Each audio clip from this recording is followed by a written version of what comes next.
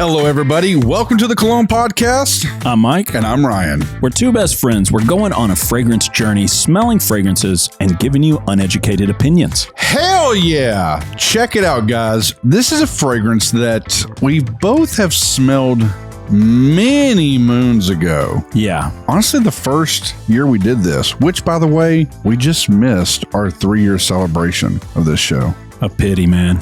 3 years we've been doing this show. Unpaid, unthanked. Yeah. I'm kidding. We actually have amazing Patreons that are behind us. You're going to have to excuse me. I've got some weird throat thing going on. So it's just going to be what it's going to be.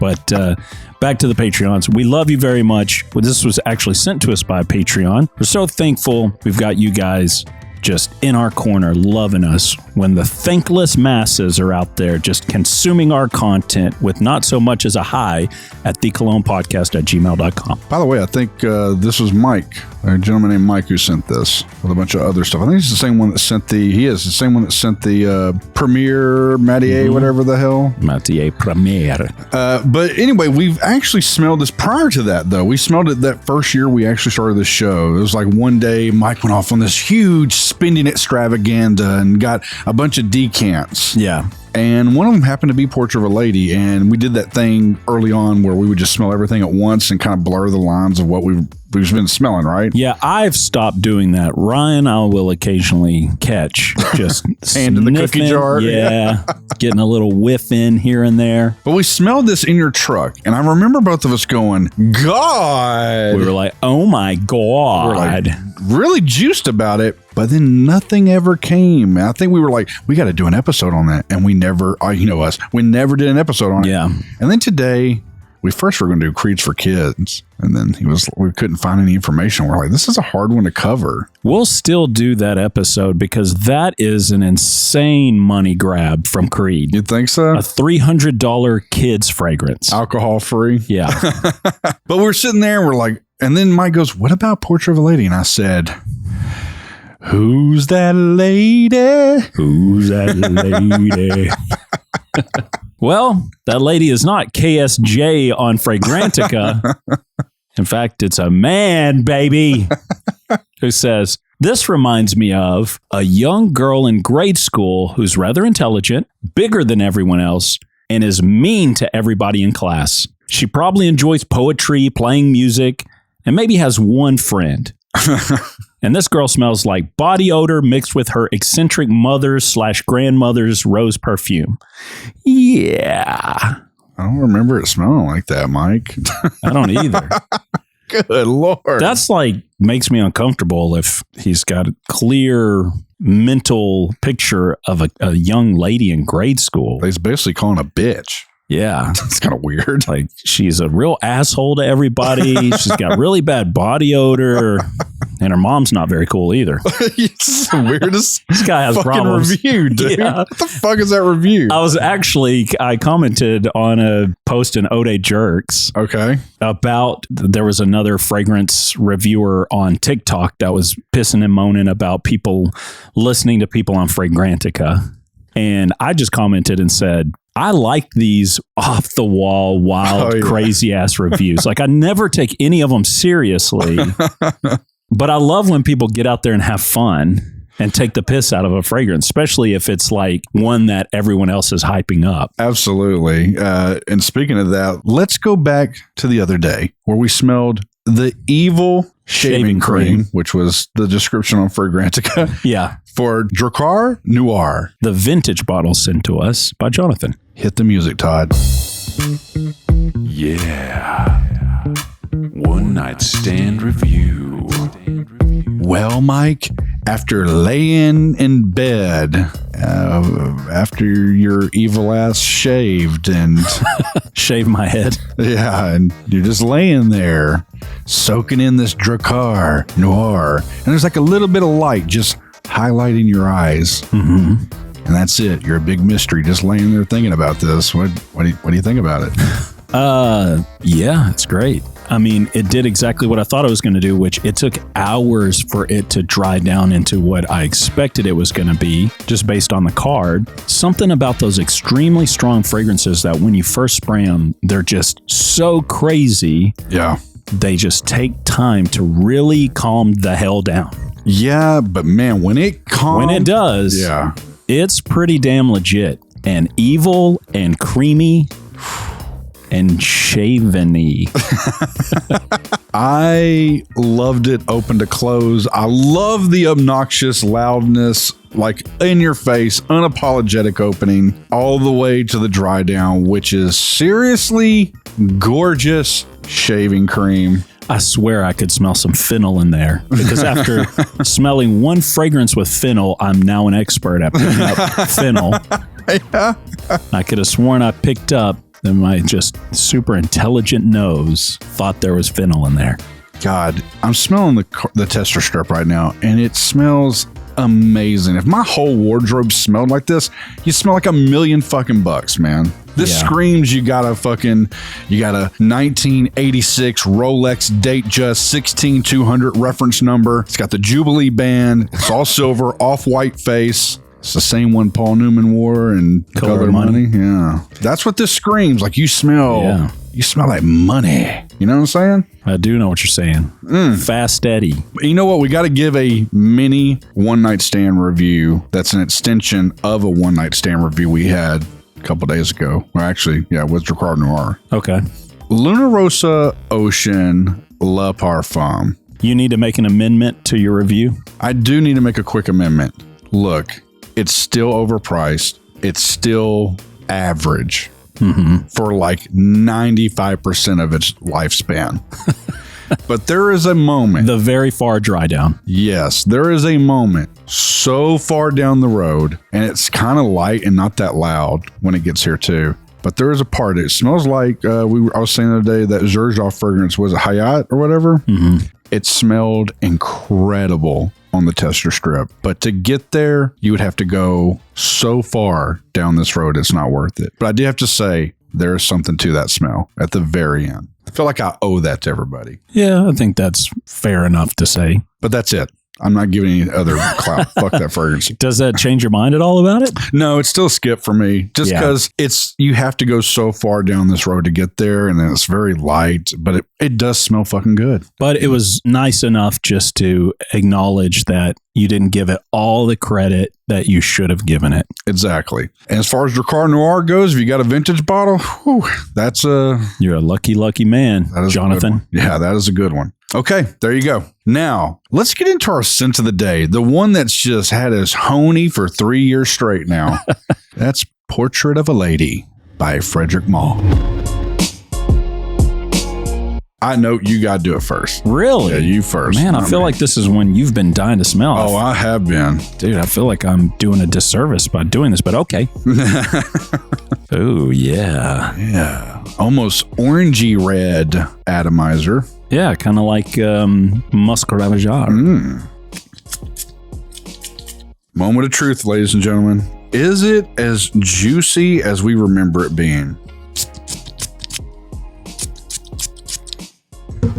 Yes, it is for me. Very loud. Very loud. A lot of the complaints that I read was that the original formulation was so loud that people actually prefer when they reformulated it and made it a little bit softer because it is just insanely loud. This is insanely fucking good to me. It is so loud and so rosy. It is one of the prettiest rosy fragrances I've ever smelled. There's a like a sting on it. Yeah, there's a little bit of a sting. Oh, yeah, a little bit of a tinge. Just a little. But man, is this thing done right. Oh, man, the skin is...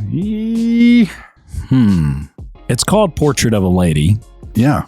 And when I smell it, I almost feel like it's too simple to actually be really a well-done portrait of a lady.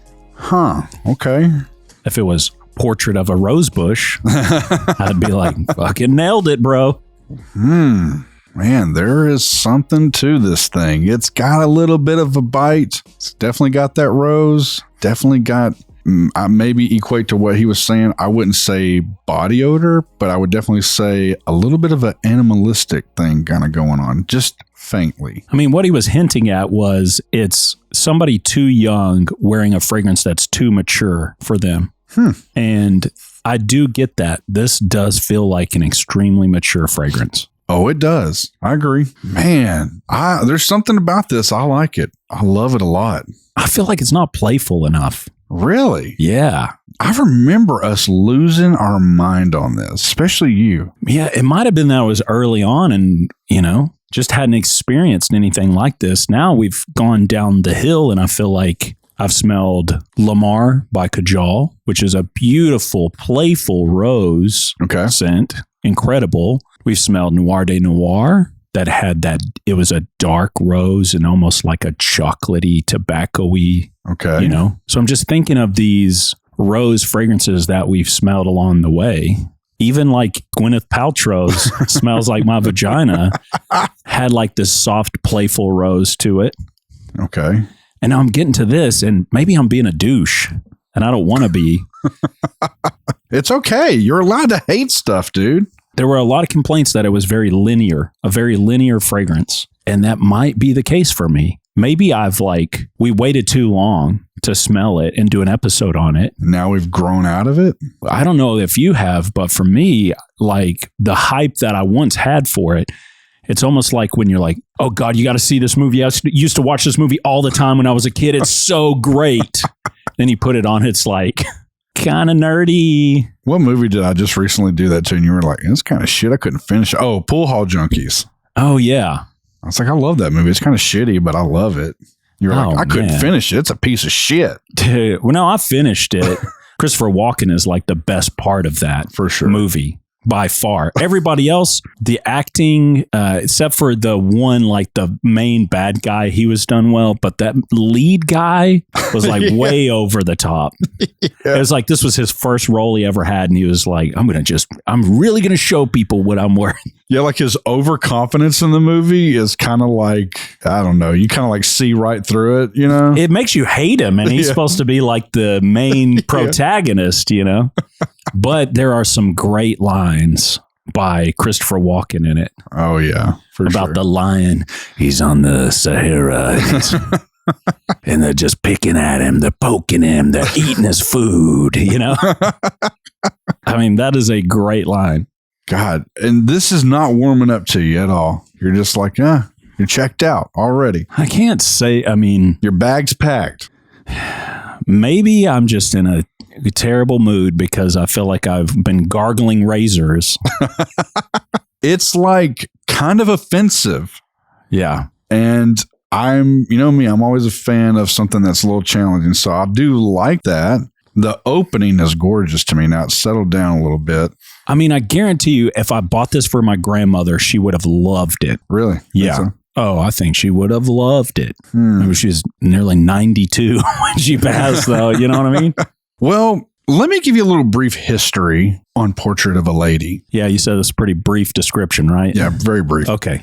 This is actually based on a popular book that was released in the 1880s by a gentleman from the UK, I believe, Henry James. Don't know anything about him. Never even heard of the book till now. But I looked it up, and it has an interesting story. Okay. I love interesting stories. But if you go to Wikipedia, because you can trust everything there as the gospel. Yeah. They have a plot summary. I figured, let me read you the plot of this book, and then you can tell me if it fits this fragrance, because it's based off of this book. I've got a better idea. Just read the whole damn book on here. Okay, here we go. Isabel Archer from Albany, New York, is invited by her maternal aunt, Lydia Touche, to visit Lydia's rich husband, Darren. She also rejects the hand of Caspar Goodwood. Oh, my God.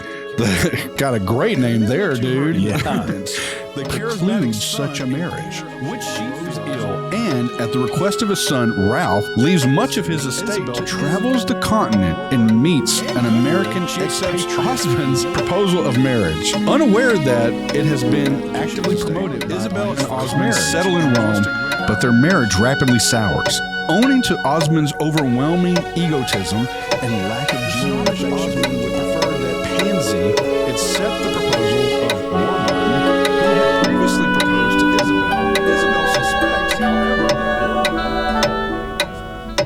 Ooh, riveting and scandalous at the same time. What an overcomplicated fucking novel, dude. I read that and I was like, the hell? And you were like, gotta read this on the episode. Dude, I'm confused by all of it. It's like one guy proposed to her, now he's proposing to her daughter-in-law. Todd, leave all this in. This was Ryan's beautiful attempt No. to get into the audiobook game. How'd I do, guys? Ooh, you're hired. God, I was on the edge of my seat this whole time. There's like 7 different love interests going on. It's like, you know what it made me think of is like, guys, simping has been around since the 1800s. There's like 50 men fawning over this dumb lady, okay? And it doesn't matter if you're Goodwood or not. Yeah. She's like gifted money. She's got all these people freaking after her, for love interests. I want to see a portrait of that lady. That's what I'm saying. Like, so now that you've smelled this and heard this convoluted love octagon over here. Yeah. What do you think? Like, does this fit that? Some lady who just went and visited a cousin named Ralph, won $1 million from her cousin's dad's uncle, some weird shit. I don't know. Yeah, it reminds me of the 1800s at least. It does smell kind of stanky, man. Yeah, it's got something to it. I don't remember it being like this. I don't either, but there's a part of me that likes it. I don't know why. Well, let's figure it out. Let's figure out why you really like it. Okay. You'd fit into a psychoanalysis or something? Yeah, let's do it. Okay. What are you smelling? Just give me the likes. I smell just something kind of rosy and a bit sour and tinged. Like it's a little, I guess that makes kind of a musk, a feminine musk more than anything. Okay. So that's kind of what I'm smelling. It's like somewhat off-putting, but somewhat like bringing me in to want to smell more. I don't know why. If a woman was wearing this, who would that woman be? Besides Isabel Hansy's, yeah, stepmom. Well, let me ask this before we get a description. Do you feel like this is unisex or more feminine or masculine leaning? Man, the first time we smelled it, I thought it was like going to be unisex, like a man could wear this. Yeah. I've since smelled plenty of rose fragrances that a man could wear, and this is not one of them. Not to me, at least. I definitely get a little bit of a bougie, well-dressed lady here. That's what I'm getting with this vibe. Age-wise, what do you think? God, got to be 35 plus. That's being young. Generous? You think I'm being generous? What do you think? I think, 55 and up. Really? Yeah. Look, here's another one I forgot to mention earlier. Theorem. Yeah. By Soma. Oud Amazing. Oud Amazing's good. That's a great one. But Theorem has this, and what I expected this would have would be more iris. If I'm thinking of like Portrait of a Lady, get the rose in there, but then get that lipstick kind of makeup-y smell too. And that's something that Theorem does really well. It has that like warm richness, like the almost lipsticky, but also there's even more to it. So I don't know if it's like iris or, you know how they say orris root or whatever is like the darker, more buttery version. But either way, in Theorem, it has that vibe, the rose, the lipstick, and it's pretty unisex. I would wear it. Yeah, so you feel like this is not wearable pretty much for a man right out the gate. I mean, I'm smelling it and I get powdery rose, just really strong powdery rose. Yeah. And that's about it. There's a little bit here that kind of reminds me of that rosé fragrance from Zaharoff. That one, remember that one kind of had a little bit of a, forgive the language for it, but kind of like a tingy, pissy rose thing kind of going on. I'd have to smell that one again. I don't really remember that. And that's what I'm kind of getting from this. It's like I'm equating that to like a little bit of a musky sour thing going on. But I don't know. I think I could seriously see somebody like 35 and up, an established, really like, I don't know, she wears J. Crew or something kind of lady. I mean, that's kind of what I get.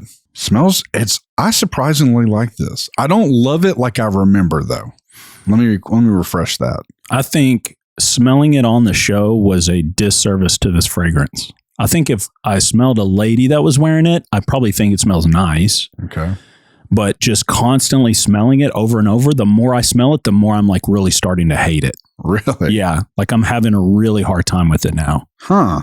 Well, sometimes it do be like that, man. You know what? It'd be like that sometimes. Let me hit you with the price and trend. Would love that.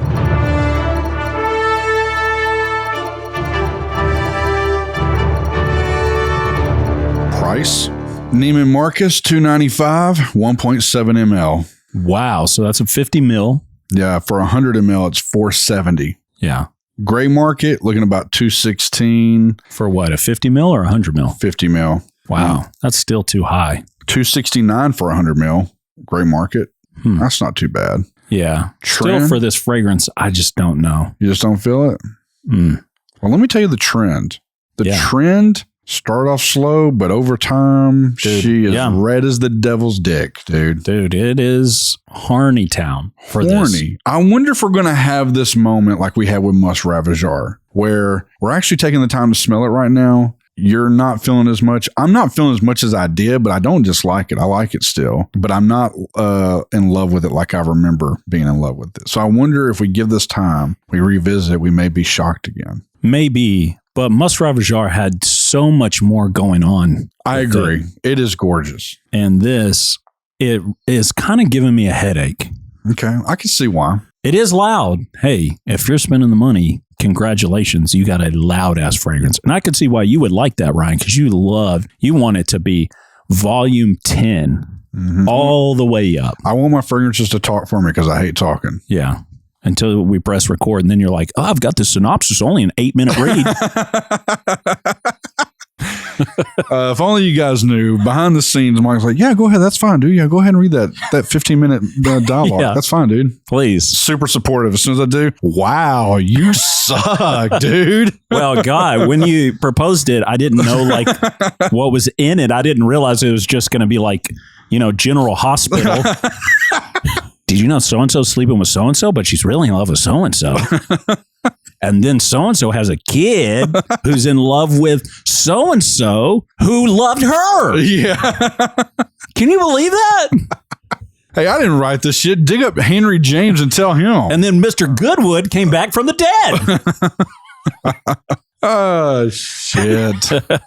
Look, somebody loved it enough to make a fragrance after it. No shit, man. Maybe we need to sit down and actually read the book and see what happens. No way. Dude, I want the side quest. I want the Goodwood side quest. Oh, shit. Okay. You going to skip it? Sample it? Or buy it? What are you going to do, Ryan? I'm going to sample this again. Yeah. I don't dislike it, but I'm not in love with what I remember us loving the first time. What's funny is you kind of said this a minute ago, you were looking for that little bit of lipstick makeup vibe thing. And as you guys all know and have come to love about me, I have a pornographic memory. Right. And I remember us smelling that in your truck. And I remember you kind of equating something that early on that you thought it kind of had that lipsticky kind of vibe to it early on. Maybe. But then again, that was a sample that we got off a decanting site. So we don't know how old that bottle was and if they've changed it in the reformulation to take that away. But we legitimately sprayed like 15 other fragrances in the truck. It could have been mixing with God knows what. Exactly. But I remember us both like going, fuck, that is so good. And forever we talked about doing an episode on it. Yeah. And it just took us, 3 years. No big deal. Timing, guys. Yeah. That's just how it goes. So, hey, if you sent something in, just know within the next 3 years. No, this is sent last year, I think, wasn't it? Yeah, I think so. Still a long ass time. Doesn't help it, but a long time to wait. But yeah, we fly where the wind takes us. But it's a sample for me. What is it for you? It's a skip. Yeah, I figured. Yeah, this is the easy skip for you. It looks 100%. Like. Yeah, hands down. If I had money and I wanted to buy a fragrance like this, in this vein, I would do one of two things. First of all, it'd be for a lady. I would be buying this for. Okay, and I would either get Lamar or I would get Theorem.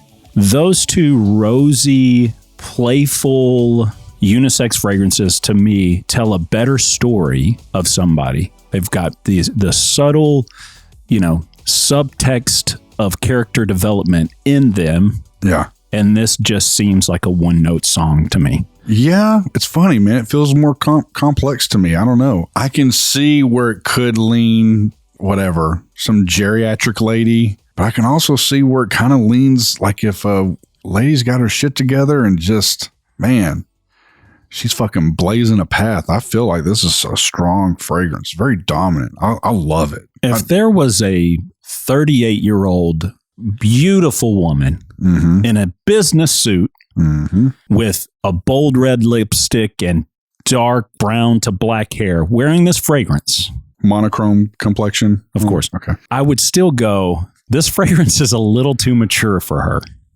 Would you tell her? Among other things.